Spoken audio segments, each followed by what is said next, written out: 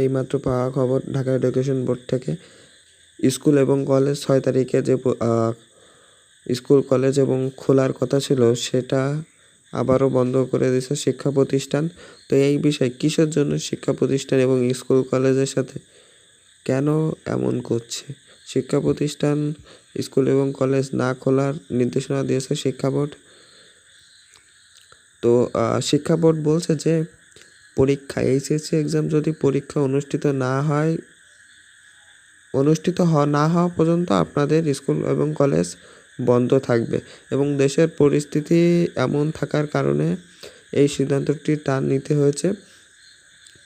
এবং প্রাইমারি যে স্কুলগুলো আছে সেই প্রাইমারি স্কুলগুলো খুলে দিয়েছে, কিন্তু সব প্রতিষ্ঠানে নয়, কিছু কিছু প্রতিষ্ঠান খুলে দিয়েছে। যেমন আমাদের এখানে বেনাপোল বাংলাদেশ বর্ডার শেষ সীমান্তে প্রাইমারি যে স্কুলগুলো আছে সেইগুলো খুলে দিয়েছে, কিন্তু রবিবার থেকে তাদের ক্লাসগুলো সঠিক সুষ্ঠু সুন্দরভাবে হবে। কিন্তু এখন পর্যন্ত তাদের কার্যক্রমগুলো আছে, কিন্তু স্কুল এবং কলেজে পুরো টোটালি বন্ধ, কিন্তু কলেজে একটি কার্যকলাপই চলছে, সেটা হচ্ছে অনলাইনে ভর্তির আবেদন।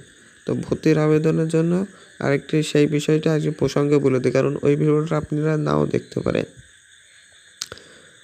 আপনারা যারা কলেজে এখনও ভর্তির আবেদন করেছিলেন, কলেজ চয়েস দিয়েছেন, কিন্তু কোনো কলেজে আপনাদের নাই চয়েস অ্যাকসেপ্ট করে নেয়, তাদের জন্য আরেকটা সুসংবাদ, আবার নতুন করে চয়েস দেওয়ার সুযোগ দিয়েছে। 5/8/2024 তারিখ থেকে আপনাদের কলেজ চয়েসটি শুরু হতে চলেছে। তো এই সুযোগে আপনারা চয়েসটি দিয়ে দিন, না হলে পরবর্তীতে এটাই হচ্ছে লাস্ট সুযোগ, তারপরে আপনারা পাবেন না।